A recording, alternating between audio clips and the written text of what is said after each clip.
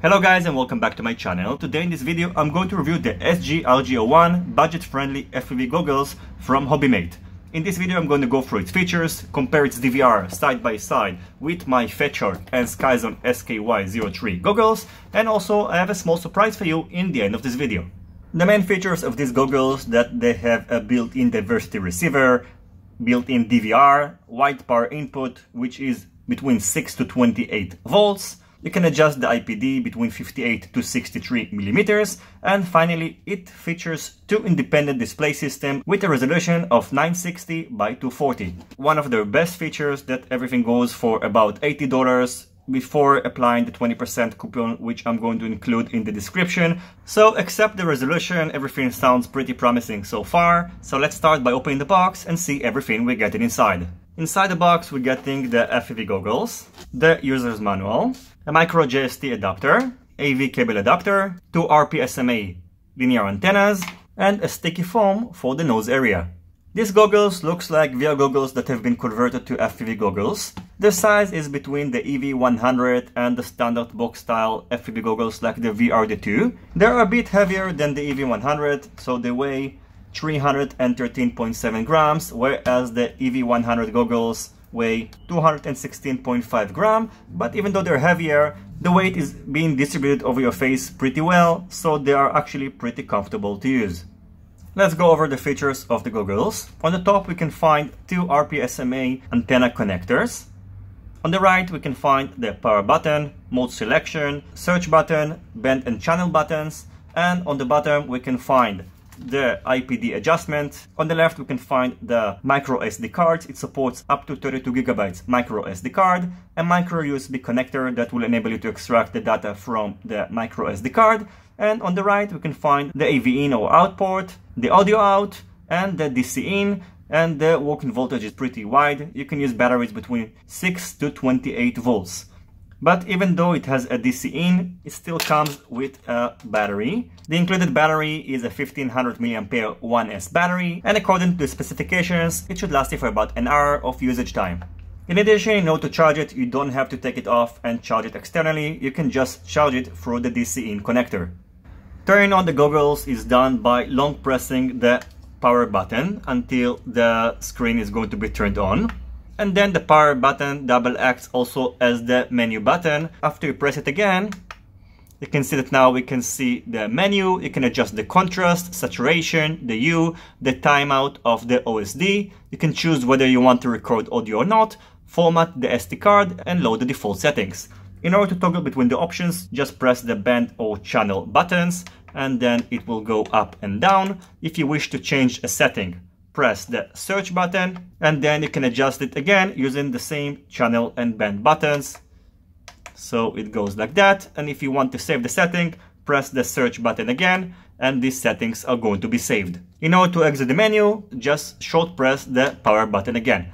Powering off the goggles is done by long pressing the power button until the screen is going to be turned off. The next button is the mode/record button. If you short press it, it will first go to AV in mode.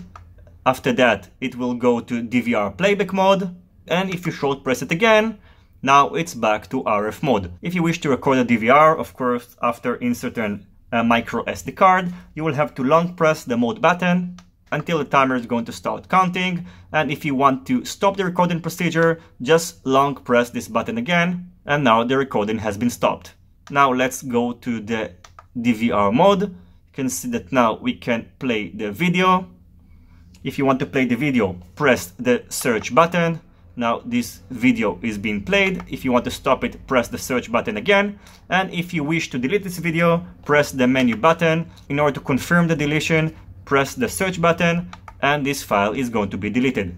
Next is the search button. So first I'm going to connect an FPV camera which is set to 5860, and now I'm going to perform a search. After pressing the search button, the goggles are going to search between all the available 48 channels, and you can see it pretty fast, locked on 5860.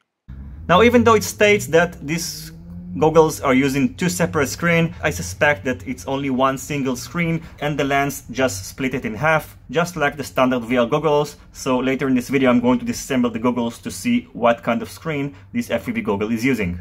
If you wish to adjust the band and channel manually, just use these buttons. So we can see on the top left, you can see the band. Currently it's on band F, so pressing the band is going to toggle between all the available bands. You can see now the battery is low, I didn't charge it yet. So we can toggle between A, B, E, F, R, and L. And short pressing the channel button is going to switch between channel 1 all the way up to 8. So let's set it back to F7. So on the top we can see that we have 29.31 gigabytes available on the SD card. We can also see the current frequency, and on the top right we can see the battery status, which is pretty much depleted. So I think now it's a good opportunity to charge the goggles. For some reason they chose to include a JST connector. I think a wiser choice would have been to use an XT60 connector, especially because it uses voltage between 6 to 28 volts. So you will need to use either batteries with a JST connector, or I think it's recommended to actually replace this JST connector with an XT61. So let's power it on and connect the DC connector to the bottom. And now we can see the red LED indicator here is on, which means that right now the goggles are being charged. This FPV goggles supports receiving audio, so if you want to play back the audio, just connect an earphones to the ear out connector. This is a standard 3.5mm jack, so just connect your headphones and you will be able to hear the beautiful sound of FPV music. Just like its name, the AV in or out port double acts as AV in when the goggles are on AV in mode, and if you wish to output the received video externally, it will be outputted through the same port when it's on RF mode. So now, after turning on the goggles again when the goggles are being charged, you can see that the battery indicator is flashing, which means the goggles are being charged. However, you're not going to see the status of the external battery, and it's kind of disappointing because you want to make sure you're not over discharging the external battery. So now I'm going to quickly disassemble the goggles in order to show the internal components.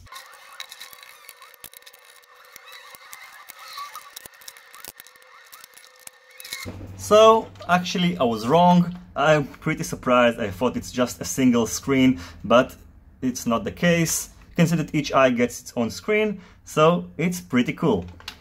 So after struggling a little bit with these goggles, I managed to put everything back. It wasn't an easy task, and I don't recommend you to disassemble the goggles, and maybe it was my little punishment for questioning their specifications, but anyway, now it's reassembled again.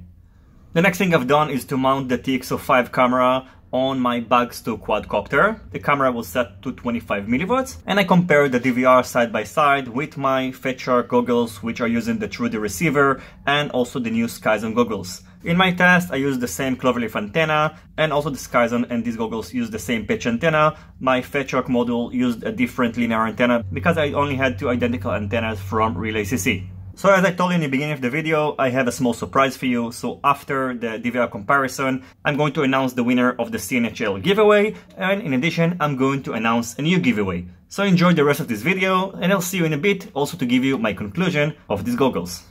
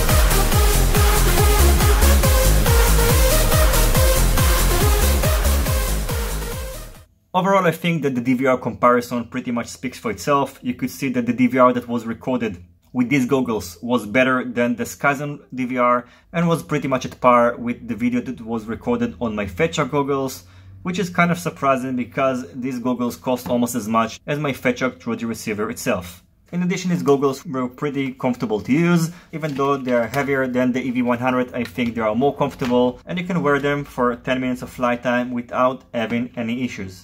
In terms of picture quality, I think that this is one of the biggest disadvantages of these goggles because the screen is very big, you can actually see the pixels, and I think it would have been much wiser to make the screen a little bit smaller or add the ability to adjust the screen just like it's possible with the EV100. In addition, you can see that this form has been detached and this glue is not strong enough, so I recommend you that if you want to make sure it's going to stay in place, just put a little bit of hot glue underneath. But then when you want to change the sponge, you will probably have some hard time to remove it. Another thing that these goggles is missing is a charger. Even though you have the DC in, they rely on the fact that you will need to connect it to an external battery in order to charge it. I think it would have been a great feature if it could have been recharged also with the USB connector. Having said all of that, you have to remember these goggles cost about $80 even before applying the coupon, which is a bargain. And if you are considering whether to get this one or the EV100, I would go with this one because over here the picture is much bigger, and I think with the EV100 the picture is just too small.